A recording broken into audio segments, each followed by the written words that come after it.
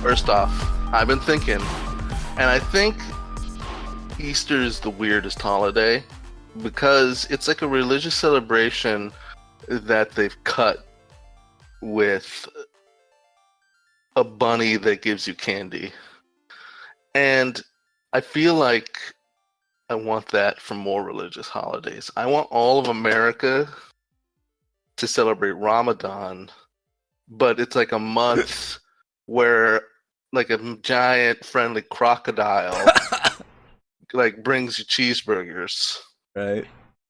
And it's just like a month-long thing. Every month it's just like, oh, we have to eat the crocodile cheeseburgers. It's so special. See, I Don't was you gonna love? go in a completely different direction with that. Okay. I was thinking that on President's Day, a man dressed as like an eagle just comes into your house and demands money from you. I like it.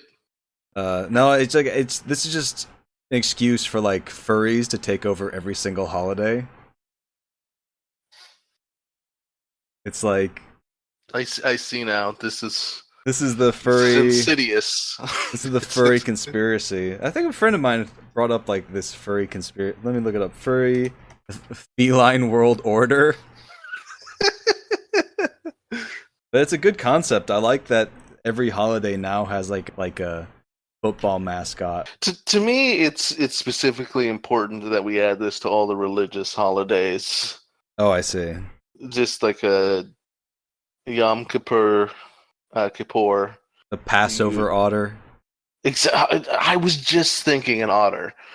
The Passover otter. I think it's amazing how our brains immediately went there, because when I think Passover, I think an otter that gives you dollar store electronics. See, I was thinking an otter that eggs your house if you don't paint it in sheep's blood. I think that's good too. See, that's interesting because it's easier to clean egg off your house than blood. So if the people who do have the blood on their house are really, they mean it. Yeah. They're really into it. Well, what if he gives you dime store electronics or eggs your house? Well, he's like Santa Claus. He's like Santa Claus if you're a good Jew and you paint your house with ram's blood. You get a Juicero. Yeah. You get a fucking outdated piece you get a Tamagotchi pet, but like one from the 90s that's run out of batteries, and like a Tamagotchi pet that's already dead is what you get. Those things in the 90s, those things were dead too. It was funny. That was so emotionally upsetting as a child. Yeah, I agree that those things, it's not like I never really had one, but it seemed like those things when it was not entirely clear what you were supposed to do, and it was always like felt like it was distressed or dying, and then since they're children and they just leave it, they just pick it up and it's dead. And they're just like, wow, you killed your pet. Yeah. Now in the instruction booklet it says I have to cut off your pinky to punish you, but Hello, everyone. Welcome to Video Games Are the Worst Thing on Earth. I am your host, Alton. This is my co-host, Reese. Hello, I am Reese. Thank you for listening to this podcast. I don't know what's wrong with you to make that decision, but I support it. You're with friends. Me and Alton, we met each other, we bonded because we just have a lot of problems, but less than others. So I think that's the audience that we're going for here. Just playing one video game will pretty much completely indoctrinate you to the tenets of fascism. But we're here, standing guard at the gates, keeping you poor, vulnerable gamers from slipping into an ideological cesspit of involuntary celibacy and being afraid of brown people. I mean, let's get real. A lot of people play video games, but I feel what's not represented in a lot of video game media is the fact that video games and the people who play them are just absolute garbage. And if you find somebody in your day-to-day life who's like really all about playing video games, you have to give them like a second or third glance before you're willing to bring down your guard in front of them, because you know that they're just posting on our Kotaku in action that race science is real, that your username is transgender slurs are good, and you probably already have 3 or 4 people like that in your life you're trying to get rid of. You don't need another gamer in your life. Your screen name is Master Chief 69, 2 genders. You're not allowed into the Master Chief program until you say that there are only 2 genders and one of them is better. Which gender is the correct one?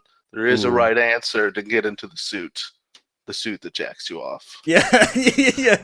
I think we should probably delve into that, and that it's a canonical that his suit has sexual stimulators, which are evidently to relieve the stress of battle or whatever, because the thing I need after a life and death situation is for my suit to suck me off. No, during. I think that if there was a suit to suck off American soldiers, the Iraq War might have not even happened. Maybe they would have considered whether or not there were actually weapons of mass destruction, or if we were just being misled by George W. Bush, our I think most charismatic president. So I feel like on the one hand it would be good to have like a suit that any time a politician starts recommending that we take a course of action via warfare, it like sucks them off, will like distract them. But simultaneously, I'm also worried that will become like a Pavlovian conditioning where they start to associate a war with sexual pleasure. I mean, more than they do already. That doesn't happen right now. There's no connection between sex and violence. Anybody who says that there is a cop. Pretty much. So let's go into our first topic. We're just gonna talk about Vermintide II because it's a good game. We've both played it, and that the fact that we enjoy a Warhammer product brings us endless shame on ourselves and upon our families, our house, lineage. If you haven't played Vermintide II, if you're not familiar with the Warhammer universe, the Warhammer universe is a world where, imagine the Lord of the Rings. You got elves, you got dwarves, you got other little monsters, but each race is just the most fascist version of that race possible. The elves they were already xenophobic in other works, and now they'll just kill any human on sight.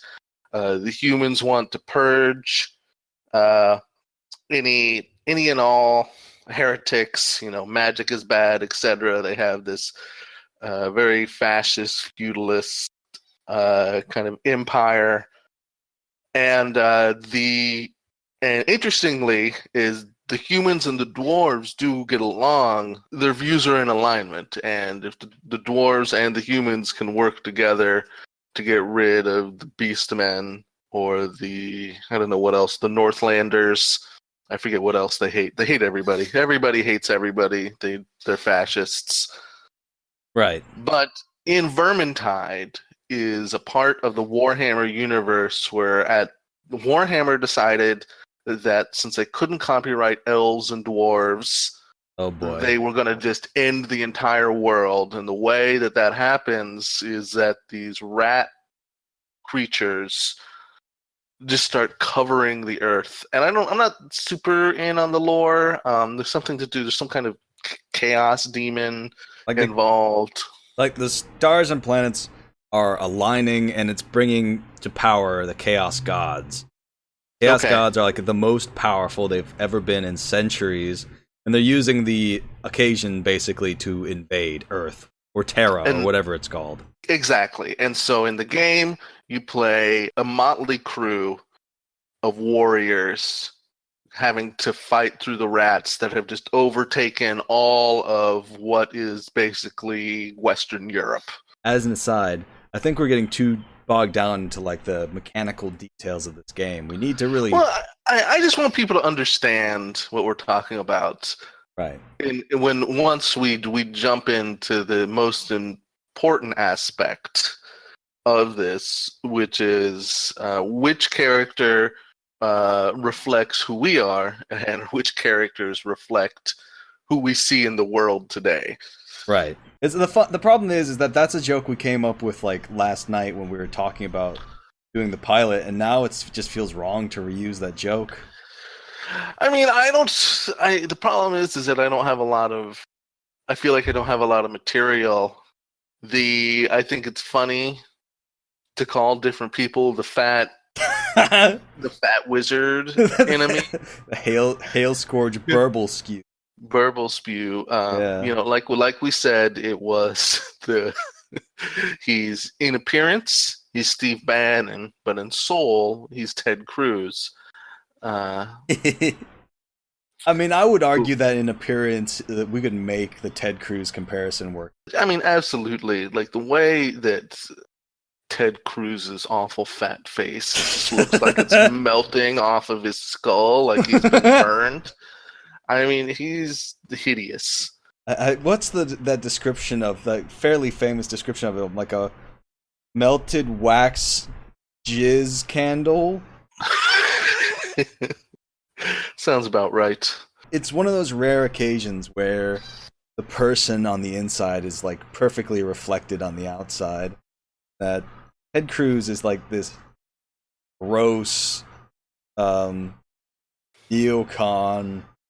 like ultra conservative, just asshole, and it reflects in every aspect of his personality and appearance. It just looks like a semi-sentient booger, and he acts like him. I mean, pretty much is just the Ted Cruz's life must be when he's not in front of the camera and he has to, you know, appear human before otherwise it will all spiral out of control. You know, he just cries profusively while eating just sticks of butter. His refrigerator is nothing but just like, you can't even close it, and it's like the butter gets smooshed, like the sticks get smooshed together, and he just has just like various weird whatever he can grab at the grocery store, just like a loaf, like a baguette, and just like dips it into his like this mess of butter sticks and eats it like he's eating nachos and salsa. Crying, just thinking about how bitter he is in the world, how he's going to kill them all, how he's going to kill all the poors. So anyways, Ted Cruz is the fat guy in Vermintide. That was a lot of exposition into Ted Cruz and what we think about him. So, you know, we said that Ted Cruz like just lives off of small slights and obsesses with things, but he's living rent-free in our heads, and that should disturb everyone. I mean, there's a lot of people living rent-free in my head. It's not a good place to be hanging out. It's like the public. If we're to believe that every person who has ever said bullshit like that is actually living rent-free in your head, then that would be public housing, something that they are completely against. So it makes them hypocrites. Exactly. I mean, honestly, with most of that, it's just like these people live rent-free in my head because I'm constantly taking joy in owning them. Only a couple people actually get to me. Yeah, this isn't like rent-free and like, oh, you get like nice public housing. This is rent-free in that, hello, welcome to the Bates Motel, motherfucker. Exactly. Only Ian Miles Chong have I looked too deep into the abyss, and I'm just like, oh, this person can't even fucking believe he exists. Oh, let's choose. Who's Ian Miles Chong in the Warhammer unit? Oh, that's such a good segue. He's definitely a rat.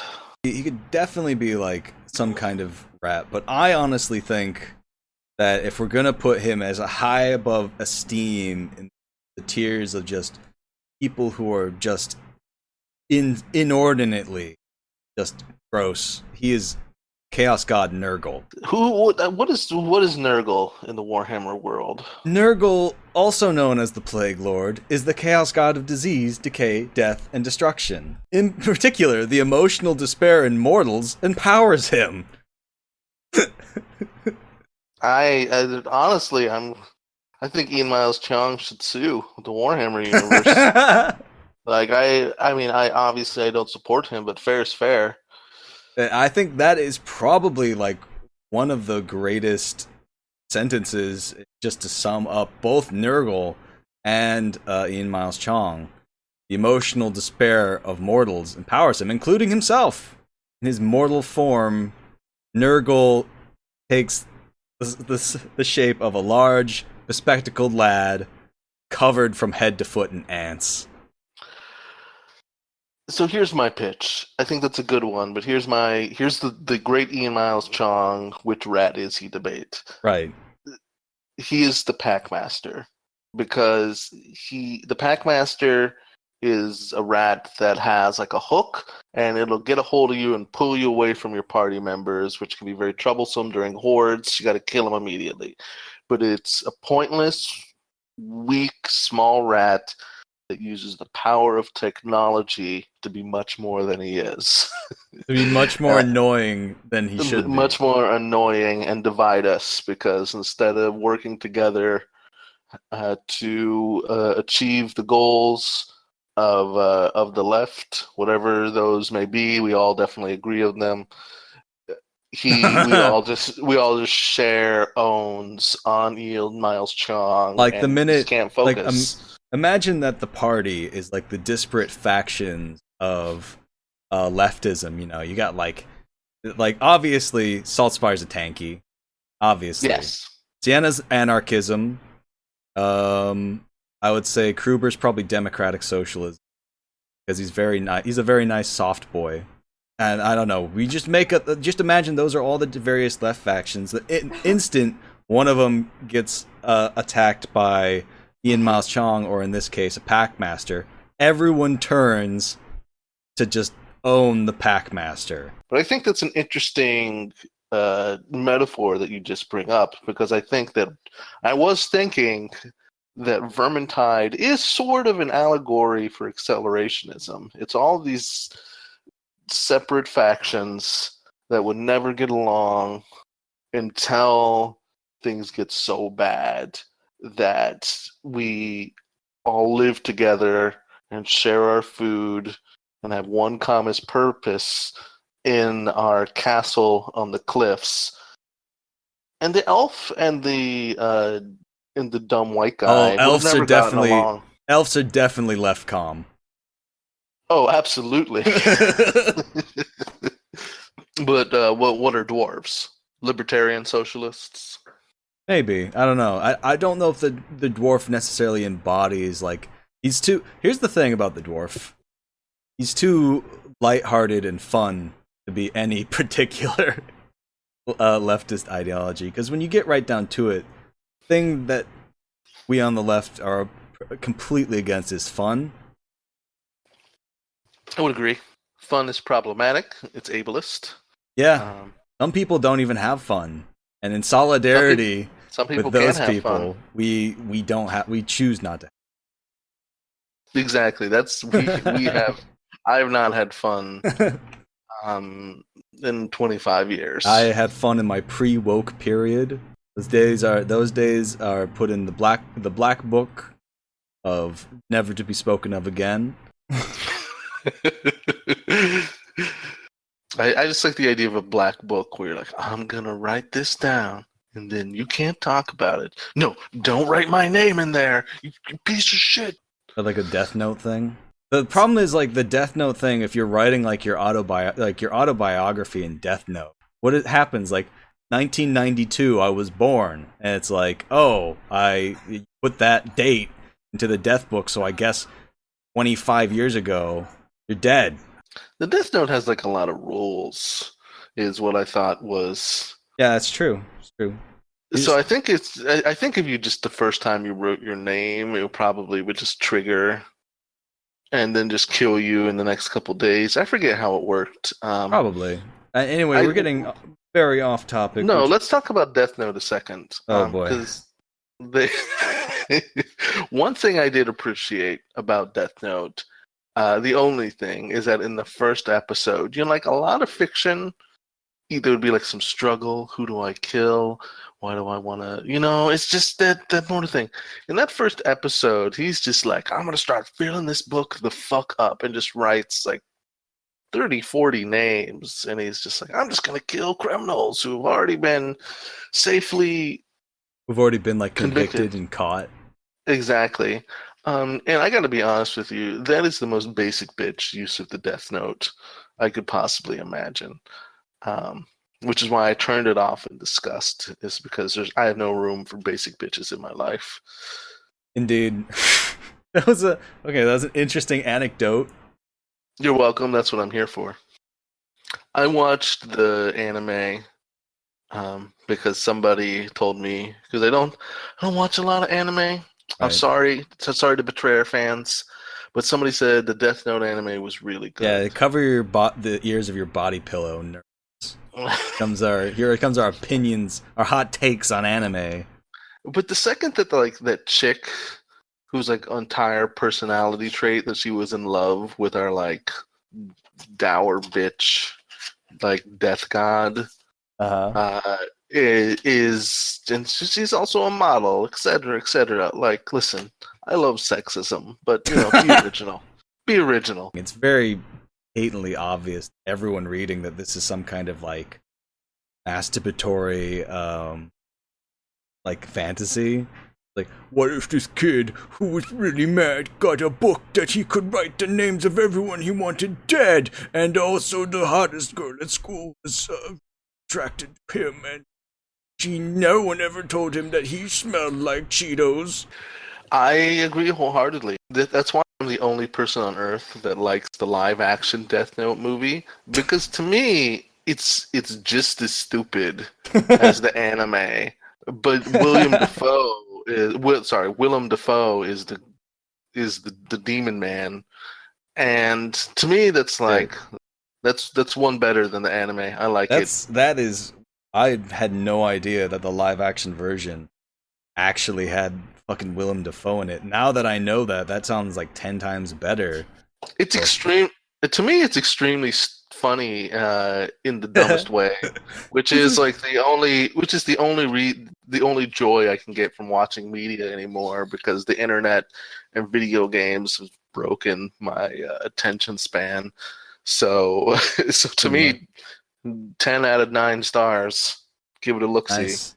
I mean, I can't help but imagine him like doing like the Death God, but like in the Green Goblin voice. Mm-hmm. I forget what it is. I think the first time that the Death Note demon starts fucking with him, Light, I think is the hero's name, starts screaming really high pitched for a long time, and it's extremely funny. I feel like people are sleeping on the Death Note live action movie. That's our first recommendation of the podcast, actually. It goes into the podcast canon. First movie, the Death Note Netflix movie. Don't add us. We will block you, report you. Yeah. Cry ourselves to sleep. The last one, which especially is my response. My response to any criticism is weeping. Don't do it. Keep it to yourself. I think that's Amen. The most dialectical point made so far. Thank you, Alton.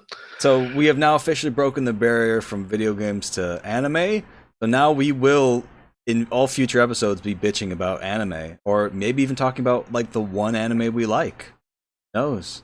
I think our last topic for the evening will be Sea of Thieves.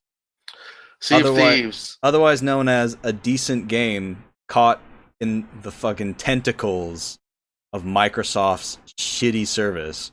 So why don't you give us a little bit of overview?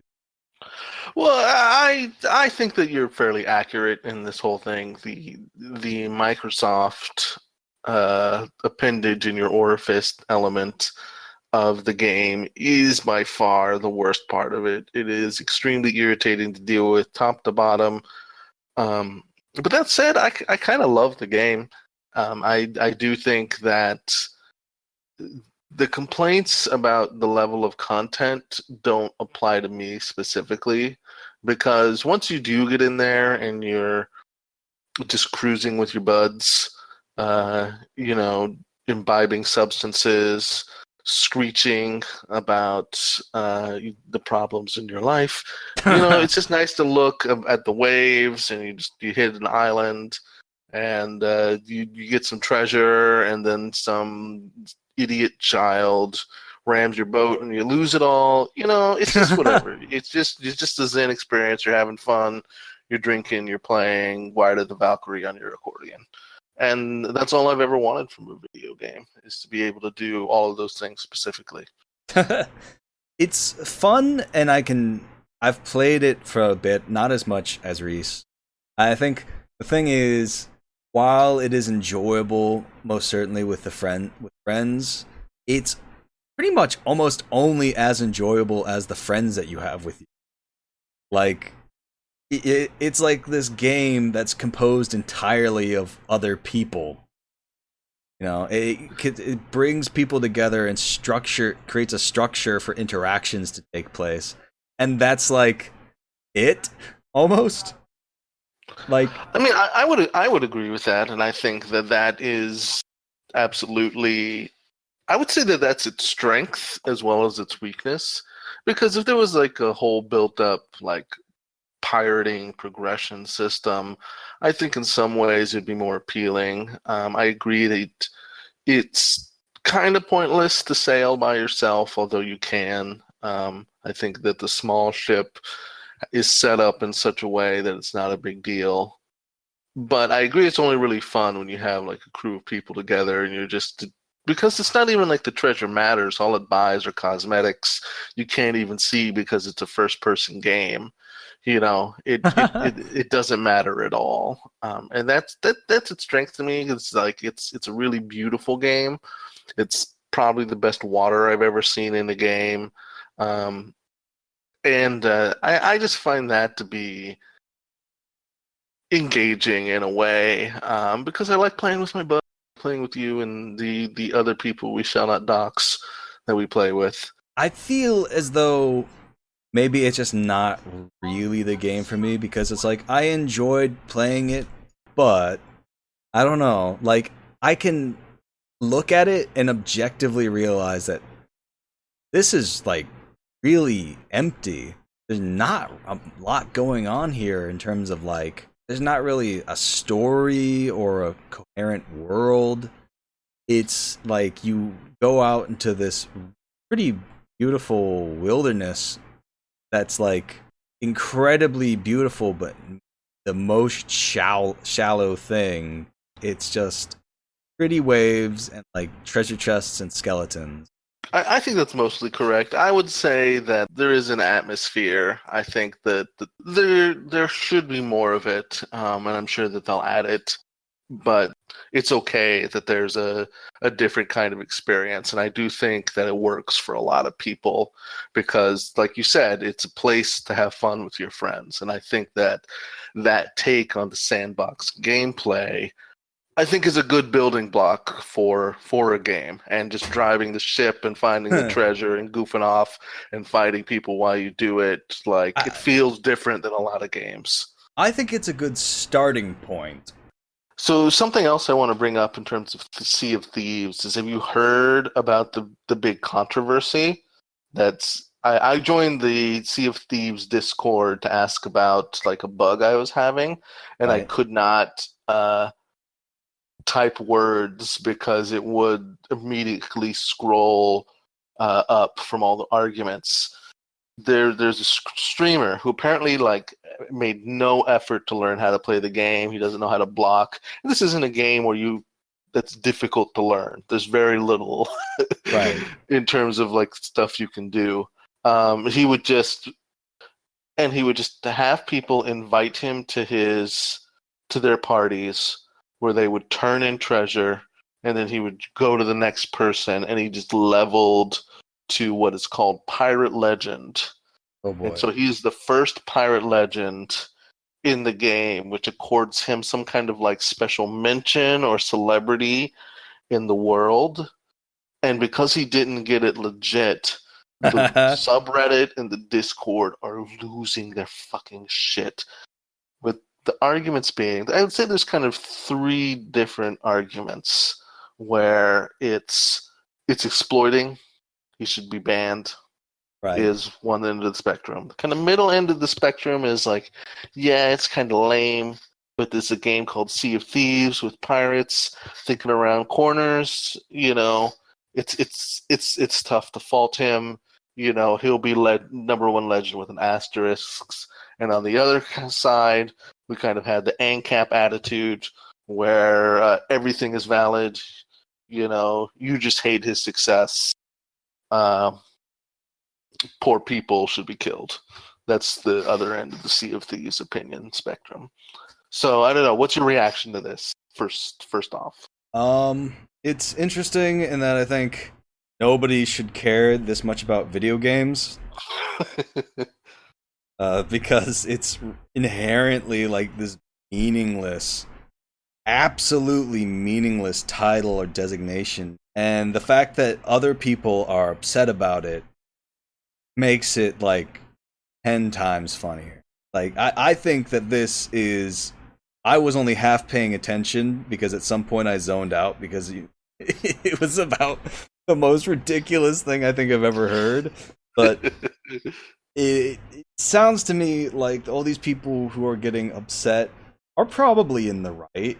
You know, this is a person who clearly is not playing the game the way it's meant to, and is just like exploiting it to get further. But simultaneously, it's like, who gives a shit? Like, literally, it's like, oh, this guy cheated in a video game. Whoa. It's not even like he did it like a competitive game. This is like a casual game where you hang out with your friends. Why is this a problem? I'll tell you why it's a problem. That. Is because Pirate Legends, they get an extra song. Ooh. All right, I'm on board with just completely fucking executing this guy now. All right, excellent. We kill him, we take his song, we redistribute it to the proletariat. I wonder what the song is. What do you think the song is? What if it was something really great? What if it was just like you get to play War Pigs on the accordion? I mean, that would just force my idea that we should need to kill him, take his song, take his account, so that we can play War Pigs on the accordion. The only way to hear War Pigs. The only way. And I think you can only play it on the accordion. How it was meant to be played, really. Well, yeah, that's what I think. I listened to War Pigs. I'm like, this is pretty badass. But what if this was a weird ass wind instrument instead? What kind of instrument is the accordion? Is that? I have no idea how an accordion works. Do you know how it works? Can you explain this to me? I think it's a woodwind thing. A woodwind? Yeah, I think they have like the inserts that like vibrate when winds passed over them. You know what I would call a woodwind? That. When I fart through my erect dick. And on that bombshell, that's all we've got for the first episode of Video Games Are the Worst Thing on Earth. I hope you enjoyed listening to this. It was fun for us.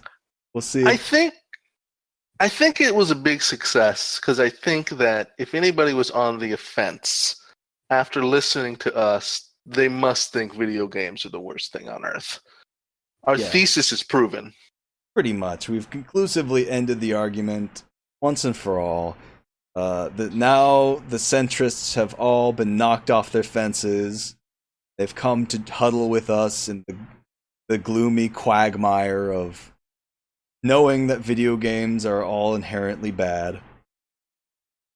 And I think that we've made the world a better place. Absolutely. Well, I had a good time talking with you, Alton. Yep. And I hope If anybody is listening to this, that they at least got something out of it, and I think we should do another. Yeah, we probably will. Cool, man. Well, have a good night to you, and have a good night, everybody. Night.